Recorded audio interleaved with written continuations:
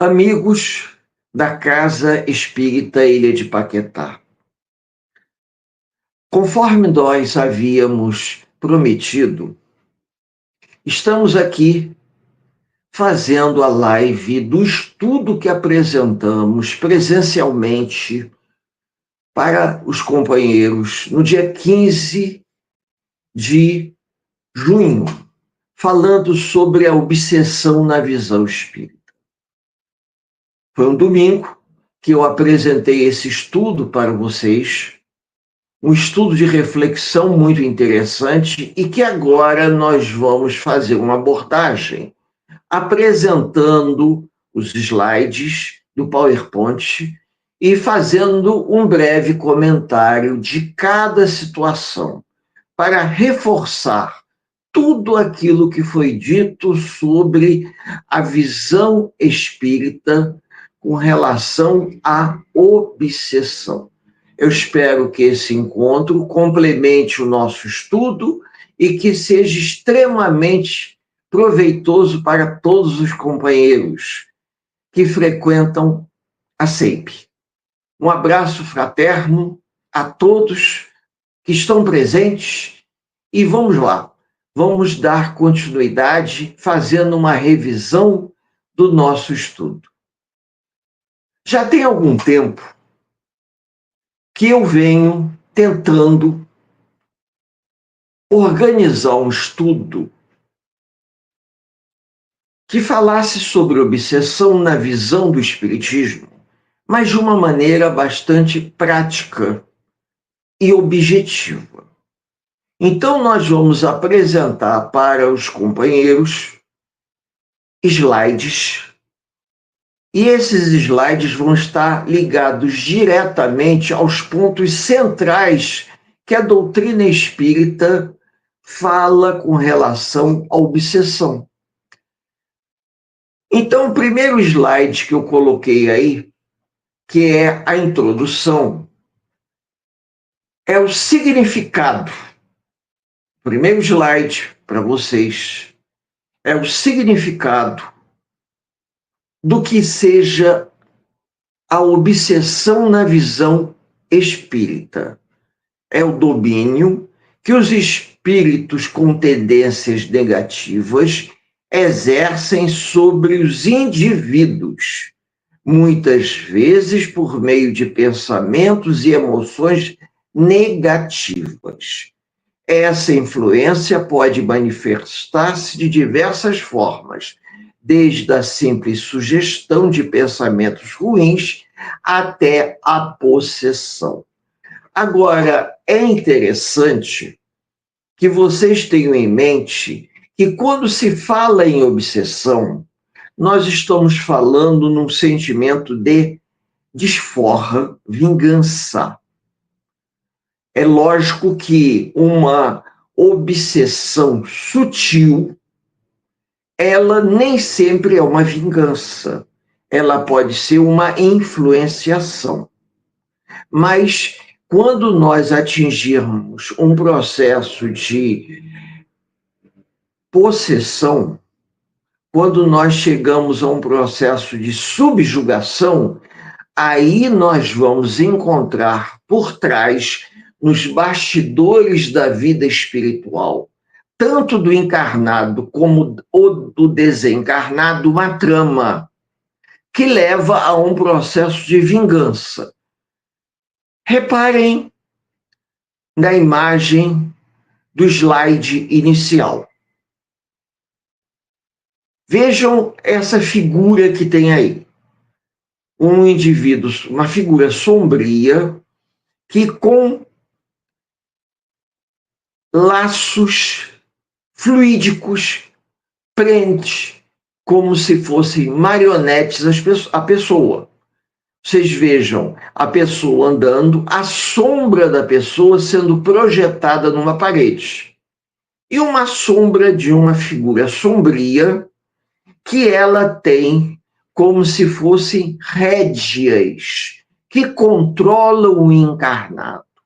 Rédeas invisíveis, rédeas fluídicas negativas, que essa entidade em processo de desequilíbrio e perturbação, porque se encontra até numa condição disforme, a gente pode observar isso, que a entidade que exerce a influência sobre o encarnado, ela se encontra deformada psiquicamente. É uma perturbação, uma influência que está exercendo. Então, isso é importante que a gente saiba, que um espírito de luz não vai exercer influência dessa natureza. Ele pode chegar e sugerir uma ideia. Como nós temos livre-arbítrio, a gente ouve se quiser, não é verdade? Mas no caso dos espíritos atrasados, vingadores, eles vão querer nos controlar como se fôssemos marionetes. Então, vamos passar para o segundo slide. Nesse segundo slide, nós vamos ter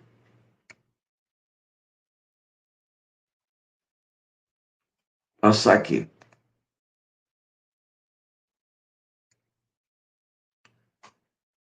A obsessão, em termos espíritas, é uma influência negativa de espíritos sobre pessoas.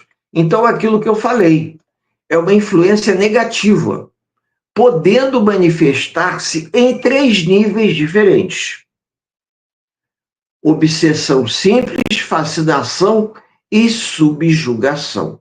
Então, nós vimos aqui que o processo obsessivo, ele tem uma certa... existe uma trama. Essa trama, ela reflete um sentimento de vingança, de um em relação ao outro. Para poder ilustrar melhor essa explicação, nós pegamos aqui o texto de Sueli Caldas Schubert, do livro Obsessão e Desobsessão, que Sueli Caldas publicou por intermédio da FEB, que é uma pedra angular de estudo sobre processo de obsessão. Então, Sueli Caldas, em seu famoso livro Obsessão e Desobsessão, explica que a origem de um processo obsessivo pode ser tão antiga que já se perdeu na poeira do tempo. Quase sempre o processo obsessivo exprime uma vingança de um espírito.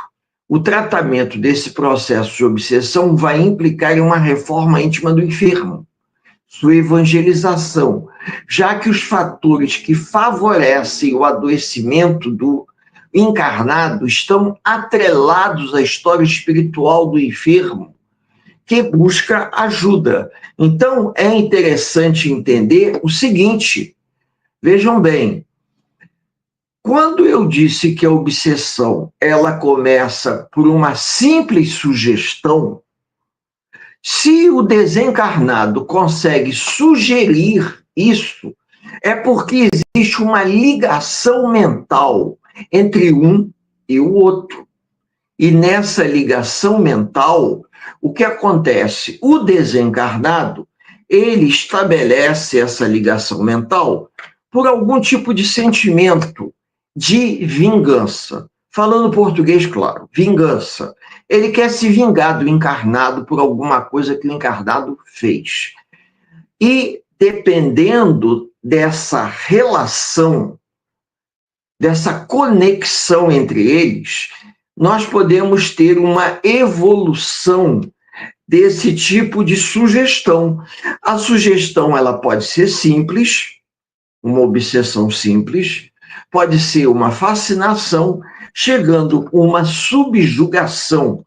A subjugação, ela também é conhecida com o nome de possessão, porque o encarnado vai ficar totalmente refém do desencarnado. Por isso que na primeira figura que eu postei na página inicial, o desencarnado conduz o encarnado como se o encarnado fosse um marionete. Ah, mas não existe livre-arbítrio? Existe. O desencarnado está indo contra as leis morais da vida? Está. Mas acontece que, nesse caso, o encarnado fez alguma coisa que estabeleceu entre ele e sua antiga vítima, que agora se apresenta como um algoz vingador, uma possibilidade de cobrança. E essa cobrança ela vai se dar através desse processo de influenciação, chegando às raias da possessão. Aí vocês podem até perguntar, puxa vida, mas por que Deus permite isso? Permite para que tanto um quanto o outro aprenda. Só é possível um processo obsessível de tamanha magnitude porque se estabeleceu entre aquele que cobra desencarnado e aquele que acaba tendo que pagar pelo sofrimento o encarnado, essa ligação, porque é uma trama muito forte de um passado muito distante. Então, é importante que a gente entenda se o processo obsessivo chegou a uma subjugação, a uma possessão, é porque existe entre eles uma trama muito grande de amor e ódio. Isso é importante que a gente entenda. Vamos passar para o próximo slide? Por favor. Vamos ver, então, o caso da obsessão simples.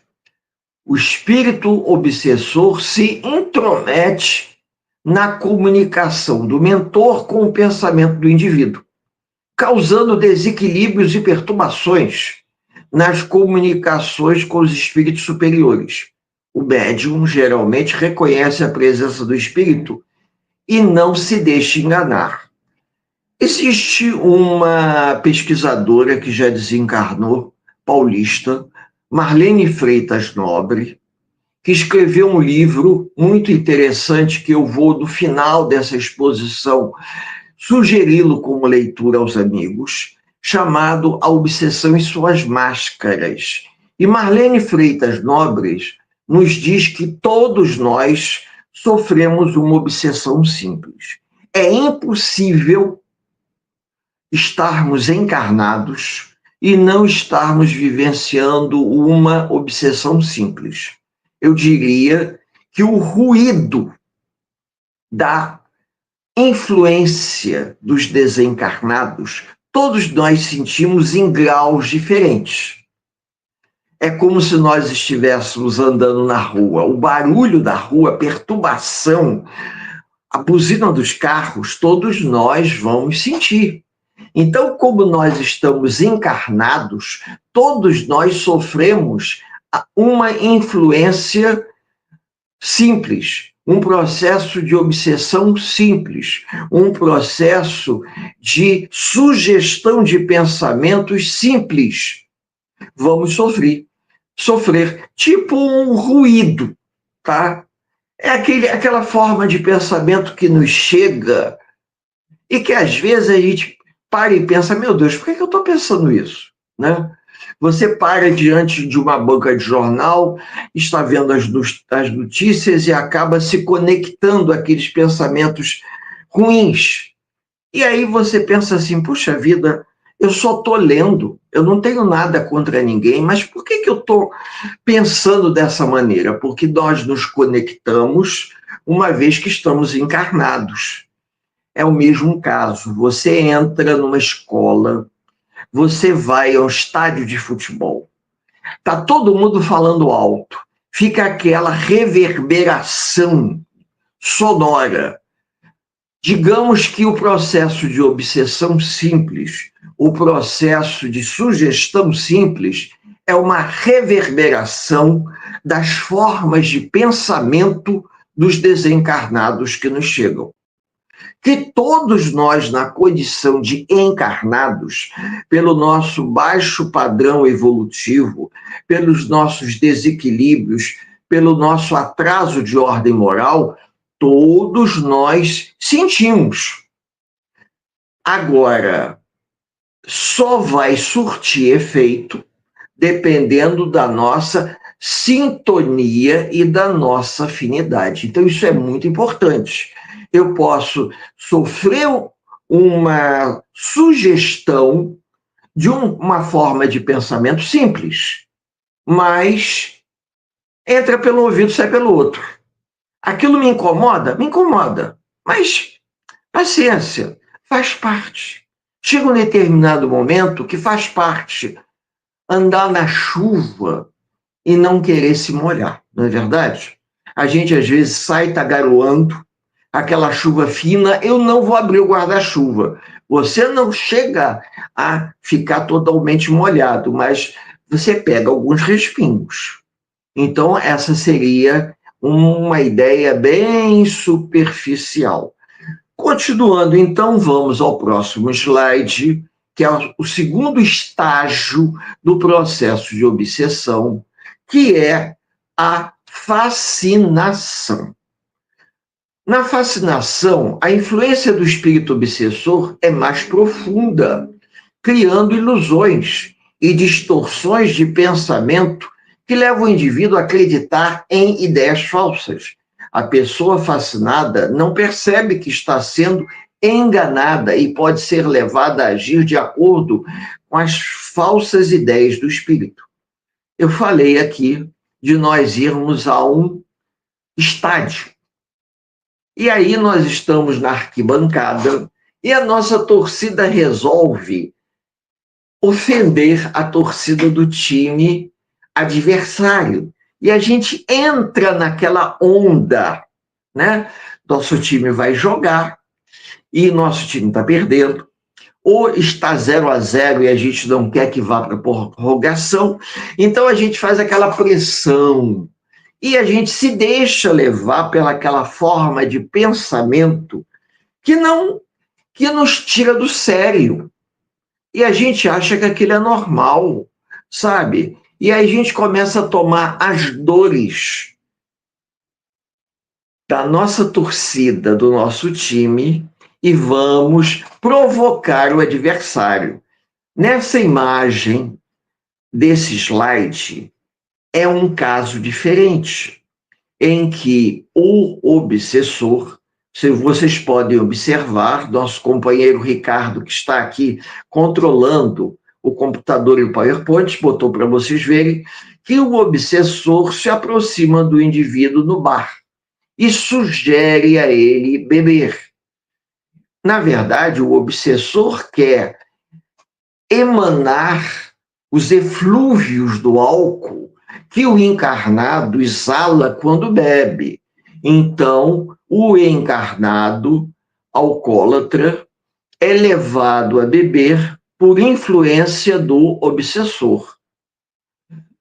Esse tipo de fascinação é tão comum quanto a obsessão simples.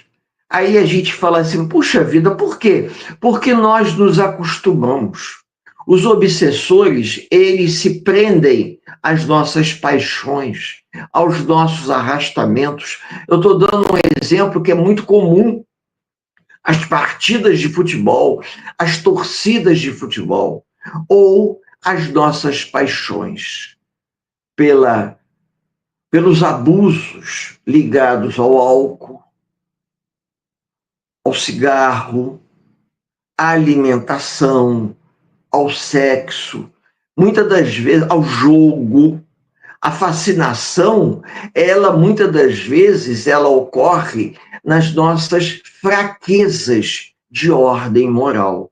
Então, os obsessores, eles vão se aproveitar das nossas dificuldades para nos assediarem e nos levarem a abusos, como eu falei aqui, como no slide que vocês estão vendo aí, no abuso do alcoolismo, poderia ser do tabagismo, do uso das drogas, da alimentação excessiva, do sexo e agora também de outras coisas como os acumuladores compulsivos, os compradores compulsivos, porque o processo obsessivo ele se instala aonde nós temos mais dificuldade.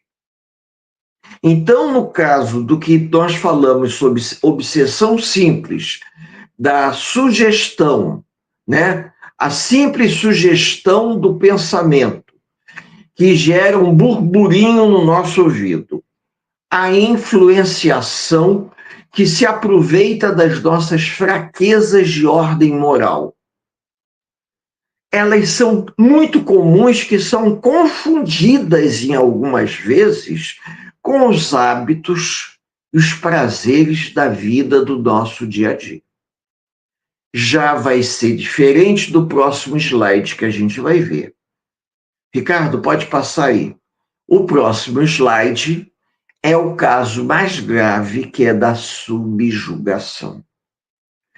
É o nível mais grave, onde o espírito obsessor domina completamente a vontade do indivíduo, fazendo-o agir contra a sua própria vontade.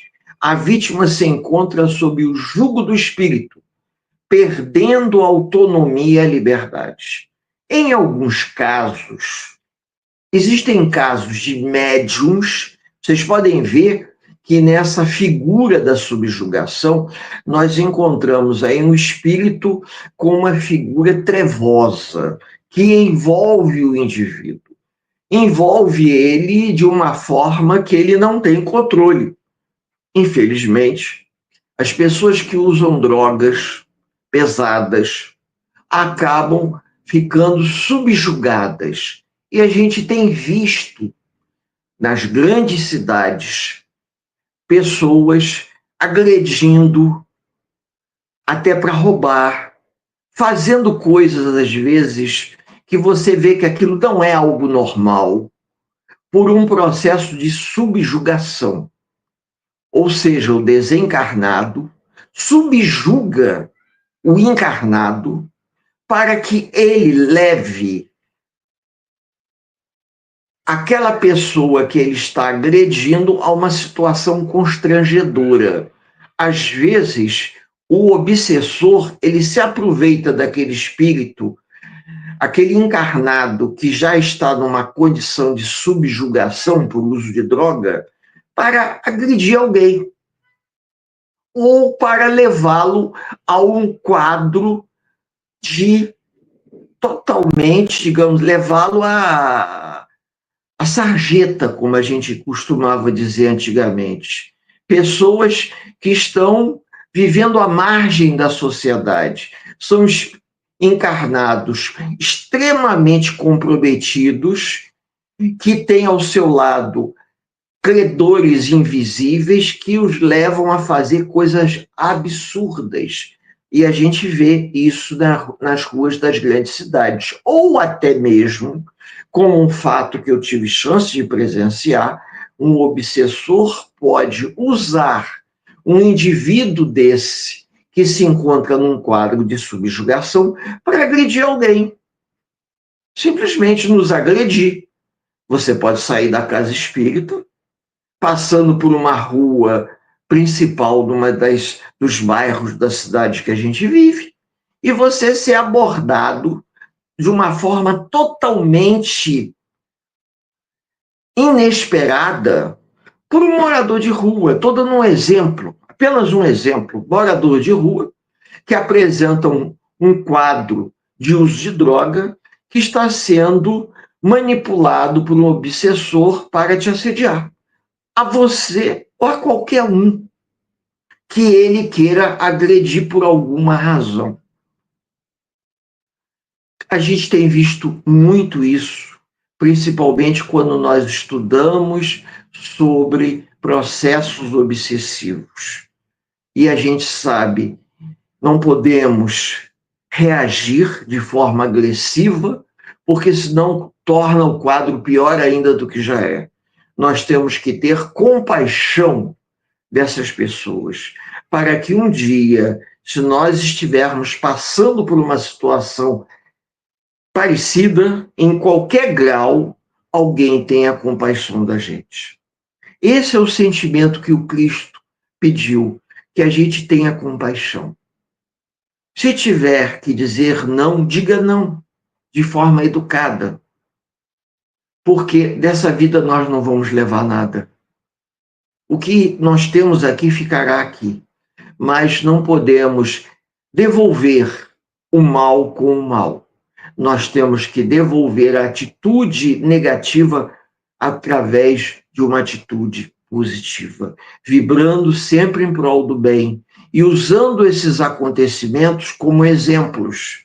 E o que nós podemos fazer para evitar ou para remediar essas situações?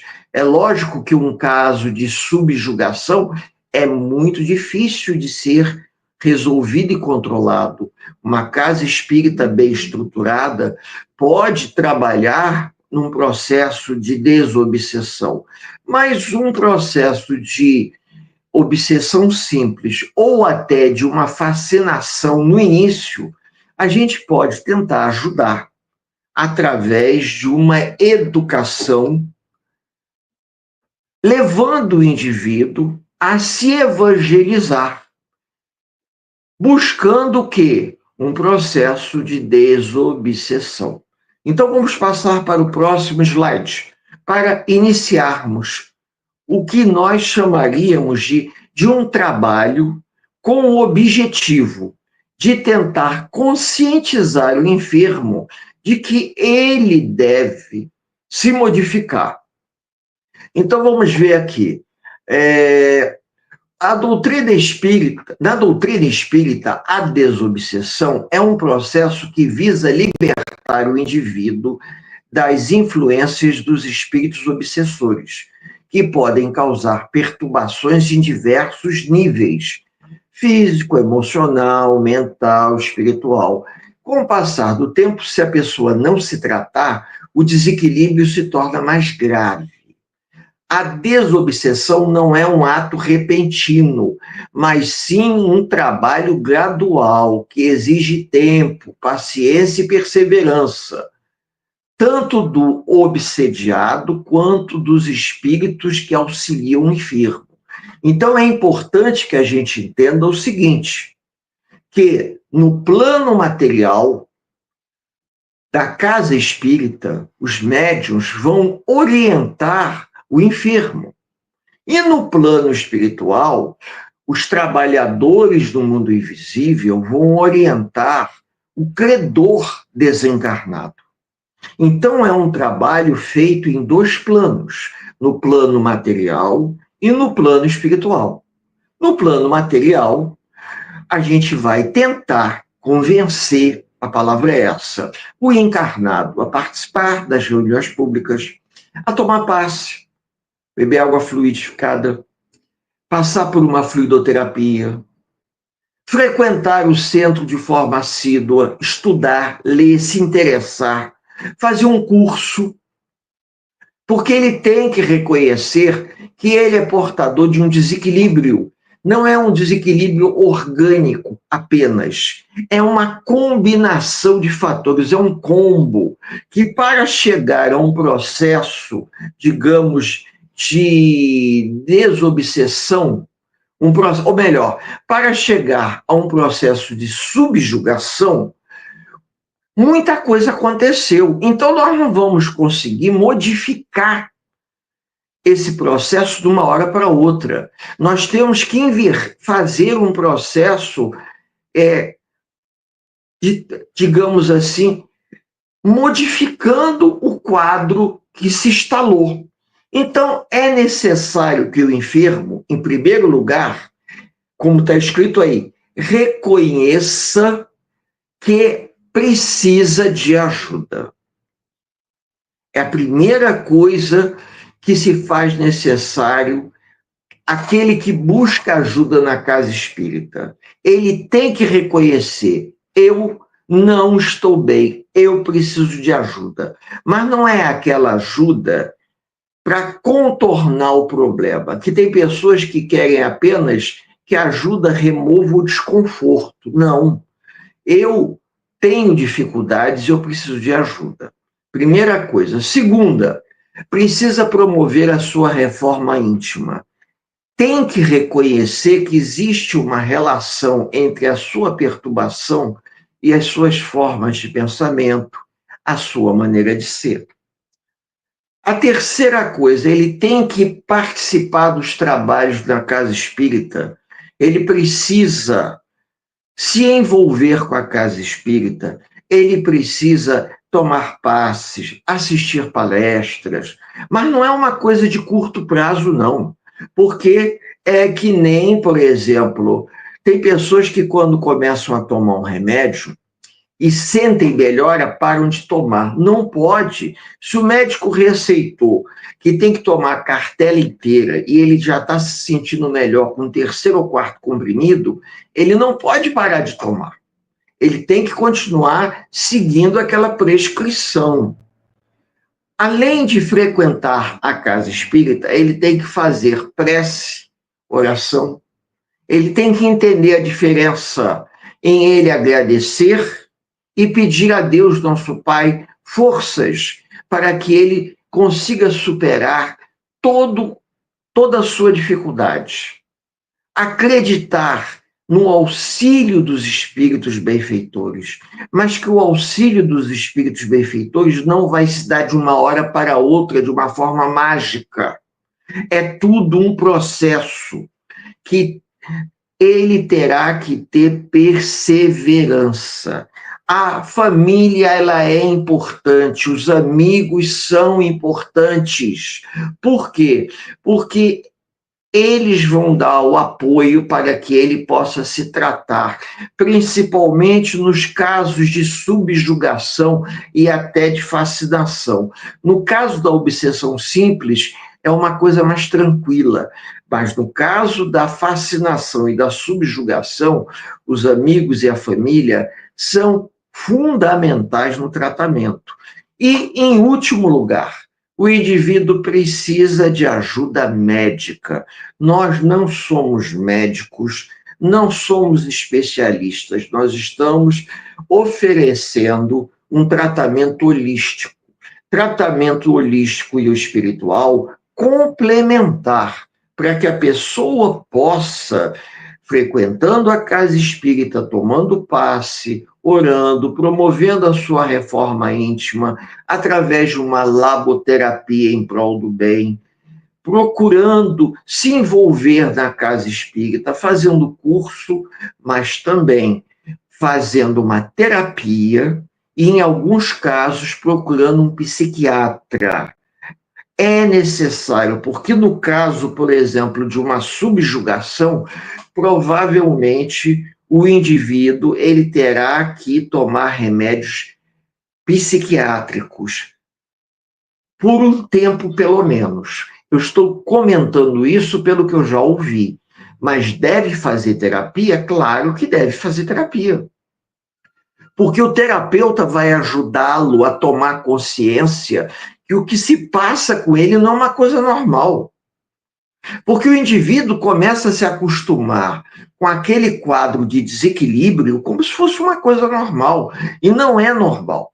A gente se acostuma com o ruim como se fosse bom. Mas não é bom, não.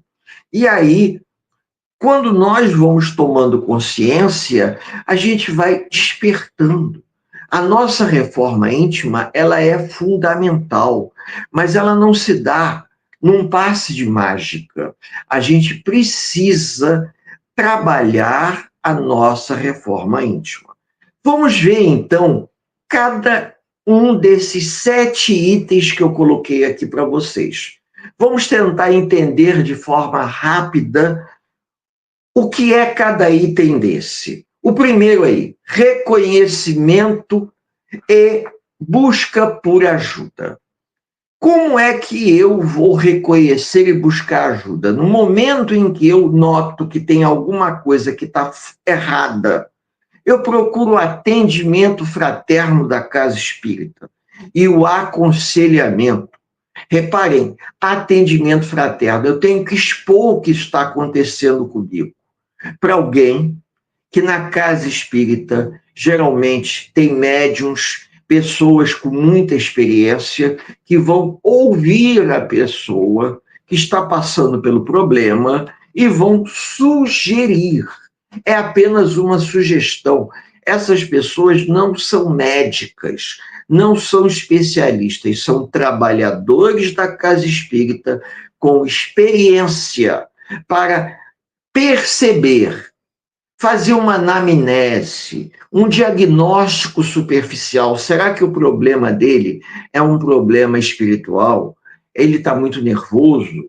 E vão sugerir a ele alguma coisa, para que, dentro desse passo a passo, possa ter um instrumento de medida para se avaliar se é um caso grave, se é um caso mediano, se é um caso leve. Porque os médiuns que fazem o atendimento fraterno, pela fala do enfermo, pela história, por todo um quadro, eles vão perceber gradualmente a situação em que a pessoa necessitada se encontra. Então, esse é o primeiro passo. Vamos ao segundo passo da nossa orientação. Reforma íntima, que é o item 2. A reforma íntima deve ser considerada como melhoria de nós mesmos e não a anulação de uma parte de nós, considerada ruim. Uma proposta de aperfeiçoamento gradativo, cujo objetivo maior é a nossa felicidade. Reforma íntima é transformação, e não apenas uma mudança, porque, às vezes, o português é uma língua que ela dá duplo sentido a certas palavras. Às vezes se fala, reforma íntima é mudar, não é mudar, reforma íntima é transformar. Se eu mudo vocês estão olhando aqui atrás e tem uma estante. Eu mudo um livro de lugar. Eu não estou fazendo uma transformação. Eu estou fazendo uma mudança. Então, se eu me mudo de endereço, eu estou fazendo uma mudança, mas a reforma íntima é uma transformação interior. Eu tenho que deixar velhos hábitos, velhos sentimentos para trás e começar a adquirir, adotar novos sentimentos, uma nova maneira de pensar, por conta do quê? Porque o homem velho que eu ainda trago comigo, ele é um homem doente, desequilibrado, ele que me leva ao sofrimento. Então, eu tenho que passar por um processo de transformação. Na imagem do slide que tem sobre reforma íntima, Ricardo, aumenta aí, para eles verem. Tem uma pessoa com um martelo e uma talhadeira burilando a si mesma, ou seja, está se lapidando. O processo de burilamento, ele dói, porque a pessoa vai modificando a sua estrutura. É o caso da borboleta que se transforma, da larva que se transforma em uma borboleta. Então, para que a larva possa que a borboleta possa surgir, a larva tem que deixar de existir. Então, ela se fecha no casulo e ela se transforma em um outro ser diferente. Quando a gente muda de lugar, a gente não está se transformando, nós estamos apenas mudando o endereço da onde aquilo se encontrava, ou nós nos encontrávamos. É importante que a gente pense nisso. Vamos a terceira sugestão para vocês. Trabalhos na casa espírita, o tratamento de aplicação de passe, atendimento social. É importante passarmos por esses procedimentos, porque através do atendimento social, que também funciona às vezes como acolhimento fraterno, como nós vimos aqui, atendimento fraterno, o atendimento social pode ajudar o indivíduo a, dentro da casa espírita, encontrar uma frente de trabalho. E o trabalho de aplicação de passe ajuda numa harmonização dos centros de força. Vejam bem, harmonização dos centros de força para que a pessoa possa estar mais equilibrada. Estando mais equilibrada, ela pode lidar melhor com as decisões que ela venha a tomar. Tudo isso é um processo, vocês vejam, para que a pessoa consiga reencontrar o equilíbrio, fugindo aquele tipo de sugestão de pensamento que nós falamos aqui. As sugestões de pensamento que podem variar em uma sugestão simples, uma fascinação e uma subjugação. Passando para o próximo passo, tá? Que é o quarto item, que a Casa Espírita orienta o exercício da prece e oração. E para ficar mais prático, eu procurei diferenciar prece e oração. Em geral, fazer uma prece e orar são termos usados de forma intercambiável para se referir a comunicar-se, que se refere, para se referir a comunicar-se com o divino. Porque o português, ele, infelizmente, ele tem essa tendência, a palavra, vamos orar, vamos fazer uma prece, é como se fosse a mesma coisa, mas há uma pequena diferença. Eu fui pesquisar. A oração, em muitos contextos, é uma comunicação direta com Deus ou com uma entidade superior. Eu vou elevar o meu pensamento para agradecer a Deus. Eu estou fazendo uma oração. Eu mesmo não sabia. Agora, quando eu faço uma prece, envolve uma expressão de gratidão, a busca por ajuda, orientação ou a louvação de um ser superior. Na nossa língua, acaba ficando tudo como uma coisa só. Um é o adjetivo do outro. Mas é importante que, independente de nós pedirmos, elevarmos o pensamento pedindo, nós temos que elevar o pensamento agradecendo.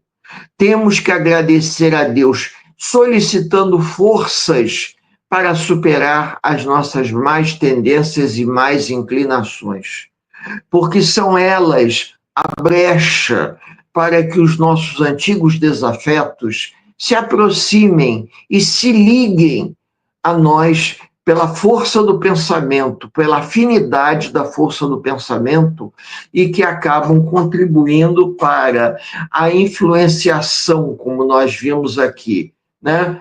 A sugestão de pensamentos simples e de fascinação. Agora, dependendo do grau de comprometimento nosso com essa entidade desencarnada, nós podemos chegar à subjugação. Subjugação, e quando não, como nós vimos aqui, um quadro mais grave, um quadro muito mais grave. Por quê? Porque nós, infelizmente, fizemos o que não deveríamos fazer. Então, a possessão e a subjugação se assemelham muito. Se assemelham muito por conta da questão em que estamos vivendo.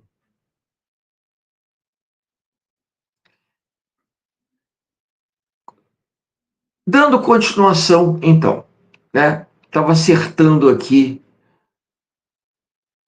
para vocês do celular. Então, a prece e a oração, ela é fundamental.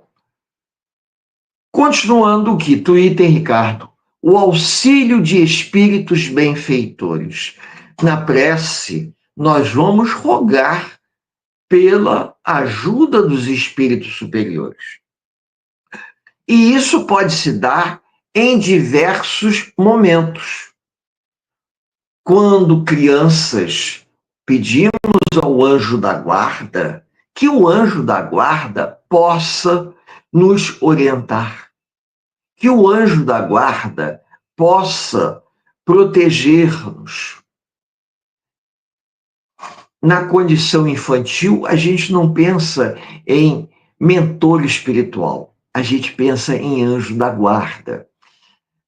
Num determinado momento, nós pensamos nos espíritos amigos e simpáticos, que estão ligados a nós por afinidades.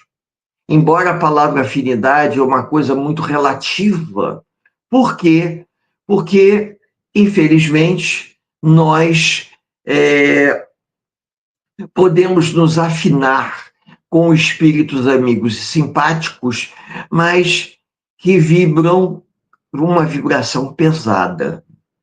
E é por isso que existem os processos obsessivos, né? E na casa espírita nós vamos em prece elevar o pensamento aos nossos mentores espirituais, para que eles, vocês podem ver aí na figura, que se apresentam, isso de uma das obras de André Luiz, aonde as pessoas estão numa casa espírita realizando um trabalho mediúnico. Então, aqui nós temos o auxílio dos espíritos benfeitores em 3 momentos, protegendo as crianças para que não aconteça um problema grave no dia a dia, até brincando na rua, em algum lugar. Quando nós oramos, estando em algum lugar, por um momento de aflição, pedindo ajuda aos espíritos amigos e simpáticos. E nas casas espíritas, levando o nosso pensamento em prece nas reuniões públicas ou nas reuniões fechadas de trabalho, geralmente de desobsessão, para que os mentores nos auxiliem, para que a gente socorra aos necessitados. Então, existem níveis de ajuda dos mentores, de acordo com o momento, o local e a situação em que nós nos encontramos. A importância, próximo slide, Ricardo, a importância da família e dos amigos. É fundamental a importância, porque a união, o companheirismo, a fraternidade. É com os amigos que nós desabafamos, é com os companheiros que nós trocamos ideias, é com aqueles que nos querem bem que nós compartilhamos os bons momentos da vida. E às vezes na casa espírita nós encontramos companheiros que são verdadeiros irmãos de caminhada espiritual, que vão nos dar o braço, as mãos, e nós vamos caminhar juntos e vamos aprender juntos. É importante, é tão importante quanto a família são os amigos, principalmente quando estamos unidos no mesmo ideal. É a corrente do bem, a corrente dos amigos que se unem em prol do bem do próximo. Vejam como isso é fundamental. São os amigos que nos estendem a mão, nos levantando no momento de sofrimento e de dificuldade. A gente não pode esquecer disso. A importância da família, a importância da união, aqueles que estão sozinhos, aqueles abandonados, aqueles que se encontram numa condição, às vezes, de subjugação ou de possessão, às vezes nas ruas, como morador de rua, drogados, ou internados, às vezes, em sanatórios, que ainda existem, são pessoas que estão totalmente desligadas de tudo. São processos complicadíssimos de serem resolvidos, que às vezes levam 2 ou 3 encarnações. E isso comentado por Emmanuel e por André Luiz a Chico Xavier. Continuando, vamos lá. A sétima e a última orientação. Auxílio médico-psicológico. Aquilo que eu falei. Independente do tratamento holístico e espiritual de passes magnéticos nas casas espíritas e fluidoterapia, a pessoa enferma deve procurar e manter uma ajuda médica com psiquiatras, assim como realizar uma terapia regular com psicólogos. Vejam bem, nós não vamos trocar um tratamento pelo outro, não, os tratamentos são complementares, são tratamentos transversais. O indivíduo que se trata com psiquiatra e com psicólogo, ele pode perfeitamente buscar ajuda na casa espírita, expor o que ele está vivendo e pedir ajuda na casa espírita com que o que eu posso fazer, independente do tratamento com o psicólogo, independente do tratamento com o psiquiatra, o que eu posso fazer para me melhorar? Aí nós vamos dar as sugestões de estudar, fazer prece, passar por trabalhos de passe, promover a reforma íntima, passar pelo atendimento fraterno, fazer um trabalho social, assistencial, para ajudar outras pessoas, se tornar um médium da casa. Tudo isso são elementos, ou são tratamentos, propostas transversais para que a pessoa possa ir se melhorando, ir se capacitando. Vejam, são sugestões, nós não somos especialistas. O que nós estamos sugerindo é para que as pessoas possam complementar uma coisa com outra, de maneira que elas possam se sentirem melhores, se assim desejarem. É apenas um mero convite. Um mero convite. E para que a gente possa ir terminando esse nosso singelo encontro de sugestões, nós vamos para a conclusão. E aí depois eu vou sugerir alguns livros, se os amigos desejarem darem uma leitura. Então, a nossa conclusão. Vamos lá, Ricardo, abrindo aí. O processo de desobsessão e reforma íntima é um movimento muito individual do indivíduo. Alguns promovem essa transformação mais rápida e outros mais devagar. Isso reflete a nossa individualidade evolutiva e diversidade enquanto espíritos imortais. Existem várias ferramentas e recursos que podemos usar para promover nossa melhora individual. Porém, isso vai depender muito de cada um de nós. Não existe regra nem fórmula mágica. É o movimento íntimo de cada um. Então, vocês vejam que cada um, no seu tempo, o conhecimento dos elementos que favoreceram o processo obsessivo são fundamentais para iniciar uma transformação. Nossas velhas crenças precisam passar por uma profunda mudança. Precisamos amadurecer moralmente e compreender que a natureza não dá saltos.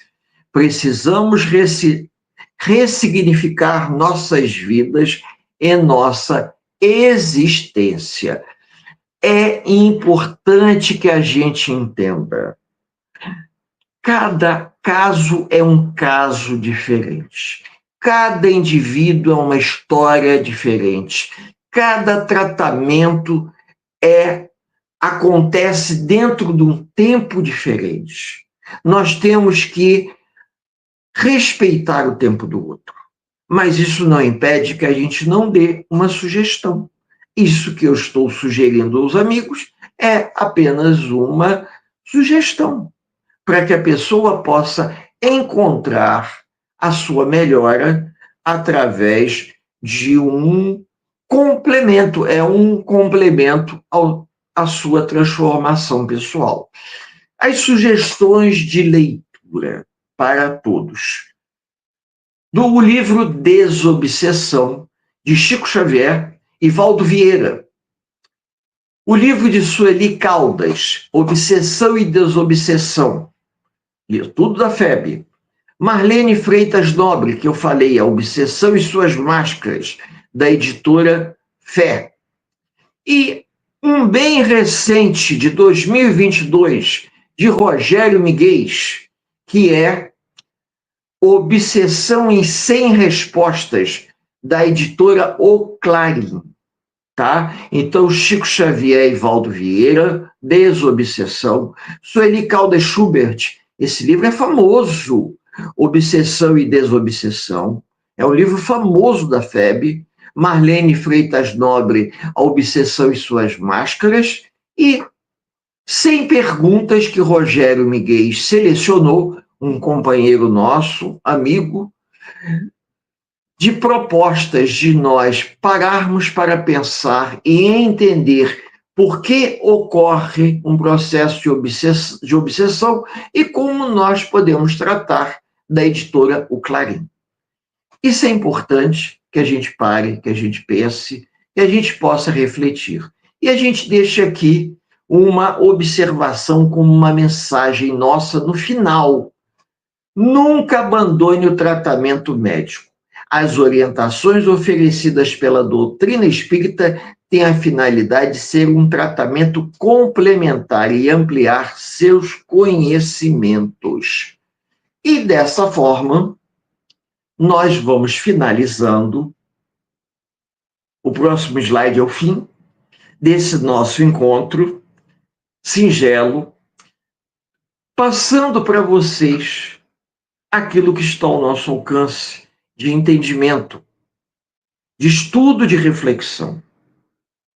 Eu convido a vocês, aqueles que nos escutam nesse momento, nos dois planos da vida, independente do dia, independente da hora, a elevarmos o pensamento a Deus, nosso Pai, para agradecermos esse encontro amigo, essa confraternização de paz, numa singela prece que a gente pode fazer, dizendo o seguinte: Deus Pai amado, somos espíritos comprometidos que aqui nos encontramos tentando aprender um pouquinho mais para a nossa evolução. Que o estudo, que a reflexão venha a nos auxiliar a lidarmos melhor com as nossas dificuldades. Que a paz do Cristo permaneça no nosso coração por hoje, agora e por todo sempre. Desejamos a todos os amigos muita paz. Que Jesus nos abençoe, a todos, e até um próximo encontro, onde vamos ter a oportunidade de trazer mais uma historinha, mais um PowerPoint e bater um papo com todos os companheiros que assim o desejarem. Lembrando todos que não somos especialistas, somos apenas curiosos, que estudamos e trocamos ideia, oferecendo uma singela sugestão para que as pessoas possam refletir, porque a nossa intenção é que as pessoas possam se melhorar e se sentirem em bem com elas mesmas. Tudo de bom, um grande abraço fraterno.